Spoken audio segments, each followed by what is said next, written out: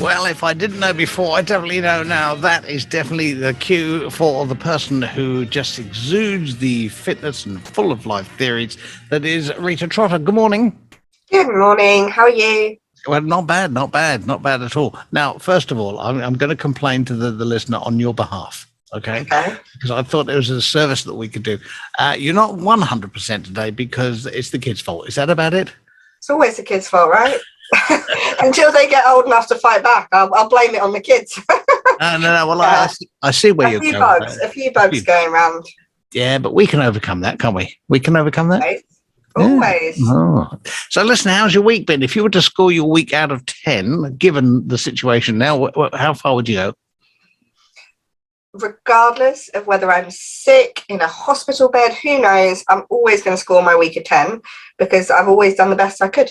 So, to be honest, you can ask me that every week and the world could have come crumbling down. I'd still score it a 10 because, yeah. That's you. All right. Okay. All right. So maybe you can inspire others to feel the same way. Now, this morning, you want to come things from a different way. What is it you'd like to inspire people today? Well, it's more of a practical tip that I thought over the holidays could be quite helpful. So most of my clients say that their healthy habits are easy when they're in a routine, but come the Christmas, New Year holidays, habits kind of go out the window. So there is a little trick that at least was sort of made popular by a man called James Clear. I'm not sure if he actually invented it, but he definitely made it popular in his book, Atomic Habits, which is called habit stacking. Effectively, what you do is you find the little triggers that you do every day and add onto those triggers a healthy habit that you want to make sure happens. So, as an example, you probably have lunch every day. Most people will have lunch every day. If you don't, then pick another meal, breakfast, dinner.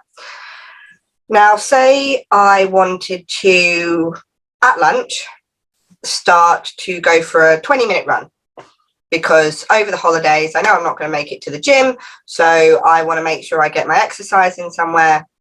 So at lunch, I want to do a 20-minute run. Now, habit stacking is basically about taking the habit that you have, the habit that you want, and creating a trigger and a path so that they become linked together. Now, the one tip is that it has to be specific. So, as the example for lunch, I used to try this and it didn't work when I would say, on my lunch break, I'll go for a run. Not specific enough. When on my lunch break? Where am I going to go? Why is it going to happen? What's going to make me do it? On my lunch break was not specific. So I changed it to, as soon as I go on my lunch break and I close my laptop, I put my trainers on and I go for a run. Specific. So as soon as that laptop closes, that's the trigger. Yeah, the detail. So the trigger is the laptop closing. The action is I put my trainers on, 20-minute run. And if you start to create these little stacks on a daily basis, it can create really powerful ingraining habit stacking methods to keep you going long term. So over the holidays, especially when our routine's a little bit all over the place, you can create a month of a new routine just by doing these small habit stacking examples. Okay, so once you've got these habits stacked and all this, is it like a thing where it becomes just part of the norm? Then you're recreating the norm for you because it's like it becomes an ingrained memory that you've set yourself. Would that be a good way of putting it? Yeah, so we've all got habit stacks throughout our day, right? So most people, let's say at night, will have a habit stack of a nighttime routine. They just don't think about it because it's been there for so long. But let's say it's at 10:30, I turn the TV off. That's trigger one. Then I go and clean my teeth. That's the first habit. Then that triggers, then I go to the toilet. That triggers, then I put my pajamas on. That triggers, I set my alarm. Triggers, I go to sleep. That is a habit stack, but it's something that has been in your life for so long, you don't think about it. This is the exact same thing. And once you've practiced it, it becomes second nature, just like teeth, alarm, pajamas, bed. So another example could be in the morning. So every morning I have a coffee. Every morning I will have a coffee. I wanted to start being more versed in maybe some slightly less sensational news. So I thought I want to start reading the newspaper, because I always just get it off Sky News. Nothing wrong with Sky News. But I wanted to read a newspaper. Never seemed to find the time to do it. So I said, right, every time I put the coffee machine on, whilst my coffee is pouring, I'll open the newspaper and read one article. So now, automatically, as my coffee pours, I don't even think about it. Open the newspaper, read an article. It could be that you want to start reading before bed. You've already got your habit stack of teeth, toilet, pajama, alarm, sleep. How could you put in 10 minutes of reading?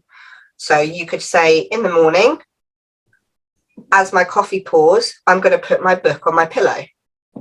Okay, so the coffee pouring is the trigger, book on the pillow. Then when you get to setting the alarm and get into bed, your book is there. So I set my alarm, get into bed, read 10 minutes, go to sleep. So you can create these little triggers and stacks here and there to suddenly add small habits without even really having to think about it. And the other thing is that you, what you just said, and then for parents like yourself with children, all the rest of it, I suppose what you're doing, you are habit stacking with the children, because you're teaching them that this time, you know, you have to brush your teeth, you have to, and you're ingraining that to start with. So later on, they probably won't have to be told because it's already ingrained. And do you think that could apply to many other habits other than maybe personal fitness, or other than people doing regular stuff that they've got in such a routine that they want to just maybe steer out of? That could be something that benefits us in all different ways, but it doesn't have to be a major thing, does it? The trigger can be a very small thing. Yeah, so it doesn't have to apply to just health and fitness. Like we just said, pretty much everything that we do in terms of routine is a habit stack. Now, the reason we get to a certain age and it's so hard to shift our behaviors is because we've had these habit stacks ingrained in us since we were a kid. You know, you must clear your plate of food before you get pudding. So we now have it ingrained as an adult. I must eat absolutely everything on my plate, even if I don't like it, even if I'm not hungry, even if I don't want it, because it got ingrained in me as a kid that I must finish everything on my plate in order to then get something that I want. So they've got this negative habit stack that I must eat more than I need to then be rewarded with the thing that I really want. So you're ending up eating huge amounts of food for no reason, because our parents told us that you must eat everything, because their parents told us that they must eat everything, because their parents were part of the war sort of era where everything was rationed and there was scarcity. So this has gone through the ages. So we're dealing with a habit stack there of, you know, decades and decades. So of course it's hard to undo it when you get to a certain age. In terms of other areas, yeah, you could apply it to business, you could apply it to creativity. You know, I had one client who loves to paint and she never finds time to paint. She loves it and she's, I can't find time. So we created a habit stack. Okay, so when would you like to paint? I'd like to paint after work, which is about 5:30. Okay, so we're going to say that as soon as she comes in the door from work, the trigger is she closes the door, takes off her work shoes. Next to her work shoes are automatically her clogs. She feels sort of quite free and comfortable in them. She puts on her clogs, she goes to her art room and does 30 minutes. So the trigger is swapping the shoes after closing the door. She goes and does art for 30 minutes. So it can be applied to anything. Okay. All right, and those habits that from way back in the wartime that have just gone from generation to generation, unless we listen to somebody like you and work out what those triggers are and sort of not break them but change them a bit. I mean, people have still got to have standards in their life, and they've still got to have some regularity. But if they change them, is that if we don't do that, all the rest of that stuff is going to become perpetual, isn't it? Because it's just going to follow on, and not be any benefit to anybody further down the line. Would that be accurate? Yeah, I mean, the thing is, it's not about blaming, ways that we were brought up or anything like that. Essentially, we learn to be parents from the way our parents parented us, and they learned so on and so forth. None of us got taught how to be parents, so we're all pretty much winging it. And the only indication that we have is triggers of things that we got told as a kid by our elders. And I used to say to my kids, no elbows on the table, until one day I went, why am I saying no elbows on the table? It was because back in the day, somewhere it was considered rude because of something to do with the sleeves. I can't remember. Nowadays, if someone puts their elbows on the table, I don't see it as rude. I don't think anyone finds it particularly offensive. So why on earth am I ingraining this into my kids? So it's about just questioning certain things that we do. Is there a reason? Is it benefiting me to do this? Because when you create, let's say, a trigger that you have to finish your plate, so veg, chicken, potatoes, gravy, absolutely everything before you can get your chocolate bar. You create the chocolate bar as a reward. We don't want to reward ourselves with the things that we know are not necessarily going to reach our goals. We want to just create them as part of a healthy way of eating, not as a reward mechanism. We also don't want to view vegetables as the thing that we have to eat before we get the nice stuff, because it then puts a negative tint on them. So it's about removing the emotion and removing the perception from the food and just viewing it as food and starting to actually accept it all as part of the whole, rather than this is bad, this is good. This is good for me, but I view it as bad, and this is bad for me, but I view it as good. It's about just removing that.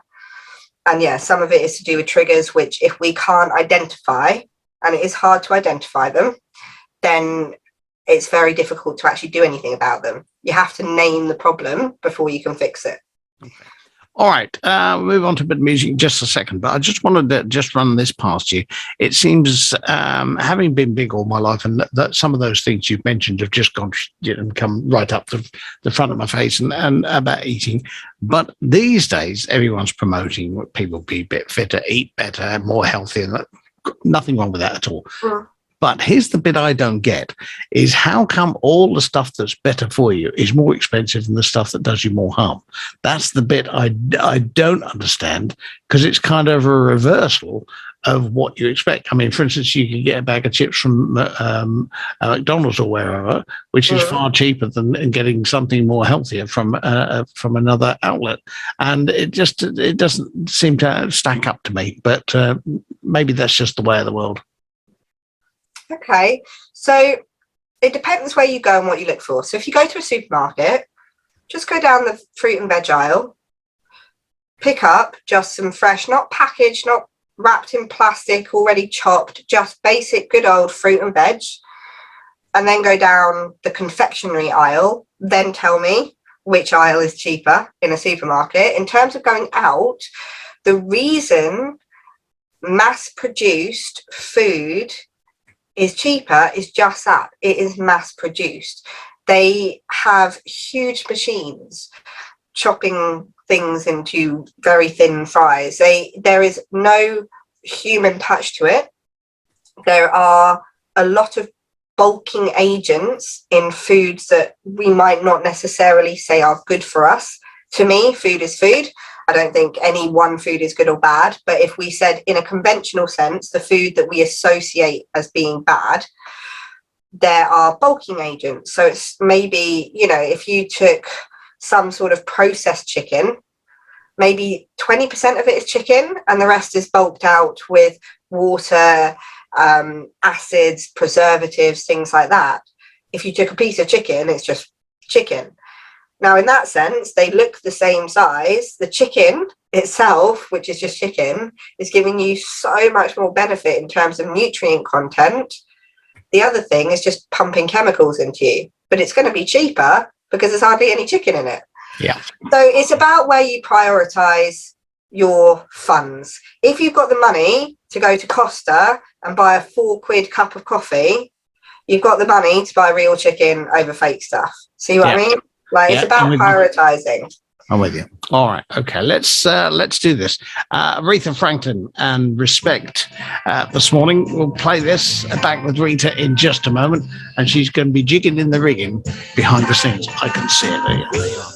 All right. So we're coming up to Crimbo now. So you've got this habit stacking thing that's on the go, and the trigger mechanisms, which is something more to study. Now, if anybody wanted to do this on their own, I personally think, my view is, it would be very difficult because you wouldn't have somebody guiding you and maybe doing that, and unless you had this mindset whereby that you could drive yourself that way forward, be you know, ambitious enough to do that. But that's where people like yourself come in, isn't it? Is to help people change their ways and all the rest of it. So what would happen then? Would somebody contact yourself and then you would just discuss all these different things a bit at a time, or is it a slower process than that? So if someone decided that they wanted to get help, then that's absolutely awesome. Whether it's from me or somebody else, we can do things on our own. You know, we are all capable of doing everything on our own. It's about the longevity of what you create. This is the reason that most people can't maintain things, is because they look at the superficial. Well, I know I shouldn't have the chocolate bar after dinner, so I won't. They don't look at why they wanted it in the first place. So what someone like myself does is help them see why, so that we can take away those negative triggers and negative habits and relay them with better ones. In terms of how it would go is that, you know, if someone contacted me, the first thing I do is always a consultation, you know, to see, are we a good fit? Because coaching is a very personal relationship. You know, you work together for a while, you look at very personal, sometimes deep-rooted things, and you need to get along. So that's the first thing, is working out, are we a fit to work together? The consultation, you know, we look at various different areas to make sure I understand them, where they're coming from, and I can help them in the best possible way. And then when we start working together, if we start working together, it's about small habits on a weekly basis. If I said, right, here are 44 habits that you have that don't work for you, let's change them. That's a bit overwhelming, isn't it? It sounds like a right mountain to climb. So that's what most people do, is they go, right, I need to change this, I need to change everything.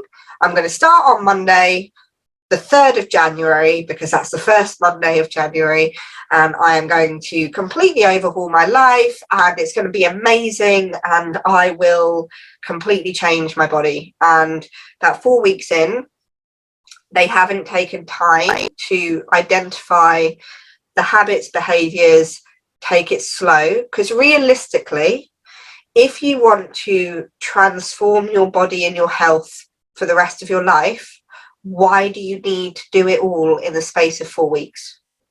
Well, yeah, that's a long-term thing, and you're in the mindset that it's long-term, then there isn't a rush. You can take your time to do it properly. You know, if someone was building me a house, my dream home that I wanted to live in for the rest of my life, would I want them to do it as quick and cheaply and easily as possible in 4 weeks? No. Or would I want them to take their time to do it to perfection? Because that's my forever home. Well, your body should be your forever home, and you should take time. So we look at small habits, 2-3 things every week. And then as you build that up, you start to have these habits become ingrained before adding on new ones. So no, it's not an all-in-one process. It's very much a step-by-step where, you know, you have someone holding your hand the whole way. It's a little bit like learning to drive in a way. When people get to stage learn to drive, oh, the traffic, all the this, the gear change, and looking at the whole picture, and then realise that when they teach you to drive it, you find out a bit about this, and then you move on a bit, and so it's a building block. And well, you've heard the phrase "Rome wasn't built in a day," and it's a similar kind of thing. So listen, let's talk about Crimbo. What's going on in the Trotter household, Crimbo wise, with the 3 little rugrats running around and causing you mayhem, perhaps? What's going on? Well, I only take off the 24th to the 26th.